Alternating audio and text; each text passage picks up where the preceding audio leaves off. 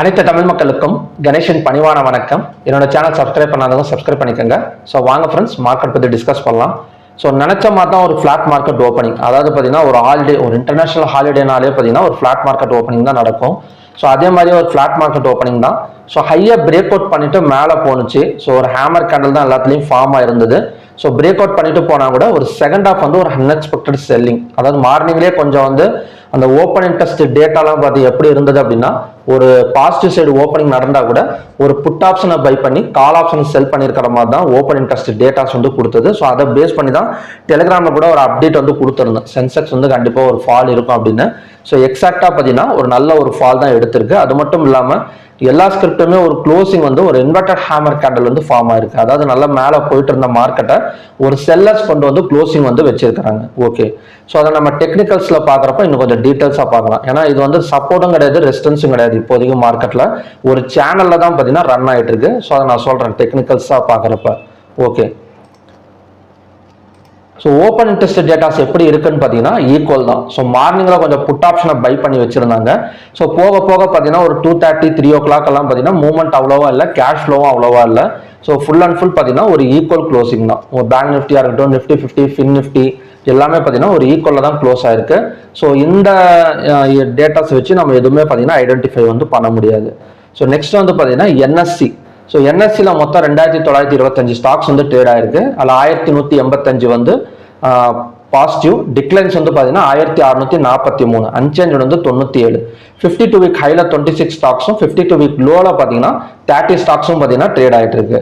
So இது வந்து அதிகமாக தான் இருக்கு, பாசிட்டிவ் கம்பேர் பண்றதை விட நெகட்டிவ் அதிகமாக தான் இருக்கு. ஸோ 52 வீக் ஹையை கம்பேர் பண்றதை விட 52 வீக் லோல வந்து வெறும் 4 ஸ்டாக்ஸ் மட்டும் தான் டவுன்ல இருக்கு. ஸோ இதெல்லாம் பார்த்தீங்கன்னா கொஞ்சம் அதிகமாக இருந்தால் கூட ஒரு ஹைவேட்டேஜ் ஸ்டாக்ஸ் எல்லாம் அதிகமாக இல்லை. ஸோ நல்லா புரிஞ்சுக்கோங்க, மிட் கேப் ஸ்டாக்ஸும் ஸ்மால் ஸ்டாக்ஸும் பார்த்தீங்கன்னா கொஞ்சம் அதிகமாக இருந்திருக்கே தவிர ஒரு ஹைவேட்டேஜ் ஸ்டாக்ஸ் எல்லாம் பார்த்தீங்கன்னா அதிகமாக இல்லை. ஸோ இந்த டேட்டாஸும் பார்த்தீங்கன்னா நமக்கு வந்து சரியான கன்ஃபர்மேஷன் வந்து கொடுக்கல. சரி, செக்டார் வைஸ் ஆச்சு ஏதாவது உருப்படியாக இருக்கான்னு பார்த்தா செக்டார் வைஸும் பார்த்தீங்கன்னா அவ்வளோ வந்து இல்லை. கிட்டத்தட்ட பார்த்தீங்கன்னா எஃப்எம்சிஜி ஒரு 4-5 செக்டார்ஸ் நெகட்டிவ்லையும் ஒரு 4-5 செக்டார்ஸ் பார்த்தீங்கன்னா பாசிட்டிவ்லையும் இருக்கு. ஸோ ஐடி செக்டார்லாம் பார்த்தீங்கன்னா positive, IT, Fin Nifty, bank Nifty எல்லாம் பாசிட்டிவ்ல இருக்கு. So pharma, oil and gas இதெல்லாம் பார்த்தீங்கன்னா பாசிட்டிவ்ல இருக்கு. ஸோ நெகட்டிவ்ல FMCG, Nifty, health care, so இந்த மாதிரி டாப் 5 செக்டார்ஸ் வந்து கொஞ்சம் பாசிட்டிவ் க்ளோசிங்ல தான் இருக்கு. ஓகேங்களா? ஸோ அதனால இன்னும் பார்த்தீங்கன்னா ஒரு செல்லிங் கன்ஃபர்மேஷன் வந்து ஸோ மார்க்கெட் வந்து கொடுக்கல அப்படின்னு தான் சொல்லலாம். ஸோ நெக்ஸ்ட் வந்து பார்த்தீங்கன்னா ஹைவேட்டேஜ் ஸ்டாக்ஸ் பார்க்கலாம். ஸோ ஹைவேட்டேஜ் ஸ்டாக்ஸ் எடுத்துக்கிட்டோம் அப்படின்னா எம்என்டம், ஸ்ரீராம் ஃபைனான்ஸ் இது மட்டும்தான் பார்த்தீங்கன்னா, அதாவது எம்என்டம் கூட அவ்வளோ வந்து பெரிய செல்லெல்லாம் கிடையாது, -0.09% தான்.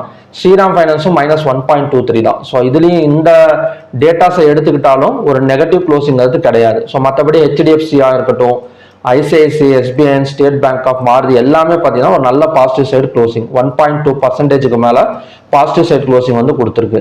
ஸோ செக்டார் வைஸாகவும் இருக்கட்டும், NSC datas, open interest datas எல்லாமே நம்ம அனலைஸ் பண்ணி பார்க்குறப்ப ஸோ மார்க்கெட் வந்து ஒரு பாசிட்டிவ் ஜோனில் தான் இன்னுமே பார்த்தீங்கன்னா ஸ்டாண்டிங்கில் வந்து இருக்கு. ஓகே, ஸோ மண்டே வந்து எந்த மாதிரி நடக்கிறதுக்கான சான்சஸ் இருக்கு? இப்போ பேங்க் நிஃப்டியெல்லாம் பார்த்தீங்கன்னா ஒரு இன்வெர்டட் ஹேமர் கேண்டில் வந்து ஃபார்ம் ஆயிருக்கு. ஸோ இங்கேருந்து மறுபடியும் பார்த்தீங்கன்னா பை எடுக்கிறதுக்கான சான்சஸ் இருக்கு. ஸோ நம்ம ஆல்ரெடி பார்த்துருக்கோம், ஹைவேட்டேஜ் ஸ்டாக்ஸ் எல்லாம் ஒரு பெரிய ஒரு ஃபால் எல்லாம் எதுவுமே நடக்கலை. ஸோ அதை பேஸ் பண்ணுறப்ப நம்ம ஒரு கேப் டவுன் விழுந்தா கூட மறுபடியுமே பார்த்தீங்கன்னா மார்க்கெட் ரெக்கவரி ஆகிறதுக்கு தான் சான்சஸ் இருக்குதே தவிர கீழே விழுவதுக்கான சான்சஸ் வந்து கிடையாது. ஸோ கேப் என்ன சொல்றதுன்னா, நான் சப்போஸ் க்ளோஸுக்கு மேலே ஓப்பன் ஆகுதுன்னு வச்சுக்கோங்களேன், நம்ம தாராளமாக பை சைடு வந்து ஃபோக்கஸ் பண்ணிடலாம். இல்லைனா இன்னைக்கு லோவை சப்போர்ட்டாக எடுத்துட்டு பை எடுக்கிறதுக்கான சான்சஸ் இருக்கு. க்ளோஸுக்கு மேலே ஓப்பன் ஆனால் சப்போஸ் கேப் டவுனில் ஓப்பன் ஆனால் கூட அகைன் வந்து ரெக்கவரி ஆகிறதுக்கு தான் சான்சஸ் இருக்கு. நான் ஆல்ரெடி சொல்லியிருக்கேன், கேப் டவுன் விழுந்து ரெக்கவரி ஆகிறப்ப கண்டிப்பாக 15 minutes candle, first 15 minutes candle இல்லை 5 மினிட்ஸ் கேண்டில் பிரேக் அவுட் பண்ணிச்சு அப்படின்னா ஸோ அங்கேருந்து பார்த்தீங்கன்னா நம்ம பை வந்து ஃபோக்கஸ் பண்ணிக்கலாம். ஸோ இது வந்து பார்த்தீங்கன்னா பேங்க் நிஃப்டி, பேங்க் எக்ஸ் எல்லாத்துலேயுமே பார்த்தீங்கன்னா இந்த மாதிரி இன்வெர்டட் ஹேமர் கேண்டில் தான் ஃபார்ம் ஆயிருக்கும் உங்களுக்கு. ஸோ நிஃப்டியாக இருக்கட்டும், சென்செக்ஸ், ஸோ எல்லாத்துக்குமே ஒரே கண்டிஷன் தான்.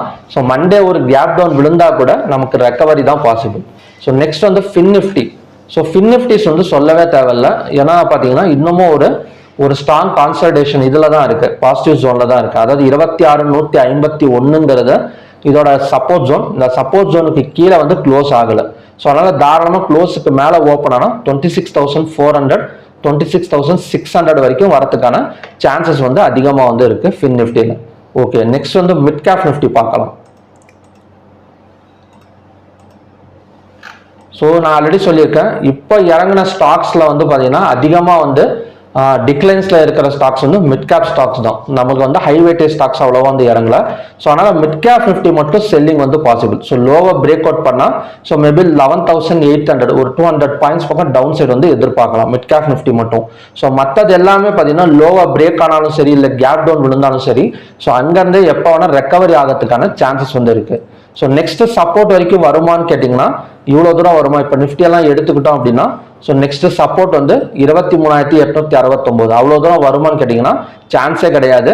ஸோ நமக்கு கொஞ்சம் தான் வரும். மேபி இந்த 24,200 வரைக்கும் வந்தால் பெரிய விஷயம்.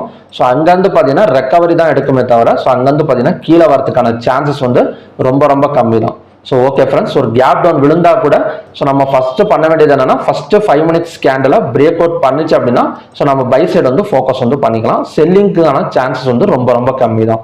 ஸோ செல்லிங் சப்போஸ் நம்ம எடுக்கணும் அப்படின்னா இன்னைக்கு டேவோட ஹை வரைக்கும் வெயிட் பண்ணி தான் நம்ம செல்லிங் எடுக்கணுமே தவிர அவசரப்பட்டு நடுவில் போயிட்டு செல்லிங் எடுத்து நம்ம மாட்டிக்க கூடாது. ஓகேங்களா? ஓகே ஃப்ரெண்ட்ஸ், இதான் பார்த்தீங்கன்னா மண்டேக்கான கண்டிஷன்ஸ். ஸோ நெக்ஸ்ட் வந்து க்ரூட் ஆயில் பார்க்கலாம். ஸோ க்ரூட் ஆயில் மார்னிங்ல என்ன சொல்லியிருந்தேன் அப்படின்னா நேற்று ஹைக்கு மேலே ஓப்பன் வச்சது அப்படின்னா ஸோ 5,102 வரைக்கும் வரதுக்கான சான்சஸ் இருக்குன்னு சொல்லியிருந்தேன்.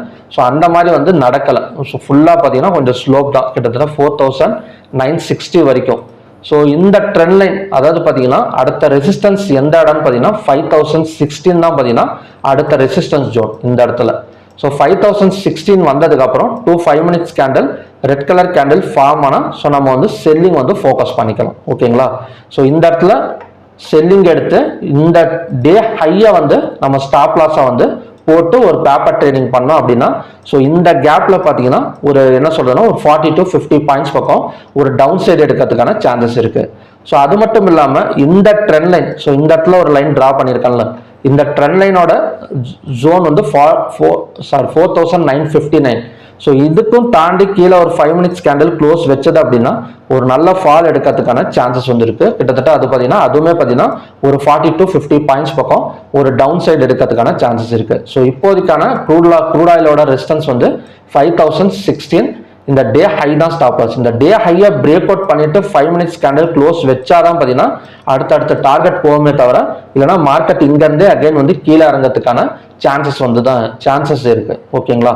ஸோ நெக்ஸ்ட் வந்து பார்த்தீங்கன்னா natural gas. So natural gas இப்போதைக்கு பார்த்தீங்கன்னா ஒரு பை சைடு தான் டர்ன் ஆயிருக்கு. கிட்டத்தட்ட பார்த்தீங்கன்னா ஒரு கப் பேட்டர்ன் ஃபாலோ பண்ணியிருக்கு. எக்ஸாக்டாக பிரேக் அவுட்டும் வச்சிடுச்சு. ஸோ அடுத்த டார்கெட் பார்த்தீங்கன்னா 298 இல்லைனா 302 வரைக்கும் வரதுக்கான சான்சஸ் வந்து இருக்கு. இந்த மாதிரி கப் பேட்டர்ன் ட்ரா பண்ணுறது, அப்புறம் பார்த்தீங்கன்னா ஹெட் அண்ட் ஷோல்டர் ட்ரா பண்ணுறது, இந்த மாதிரி ட்ரெண்ட் லைன்லாம் ட்ரா பண்ணணும் நீங்கள் கற்றுக்கணும்னு நினச்சிங்க அப்படின்னா கீழே வீடியோவில் தெரியிற நம்பருக்கு வந்து மெசேஜ் பண்ணி சார்ட் பேட்டர்ன் லிங்க் வீடியோஸ் வந்து வாங்கிக்கோங்க.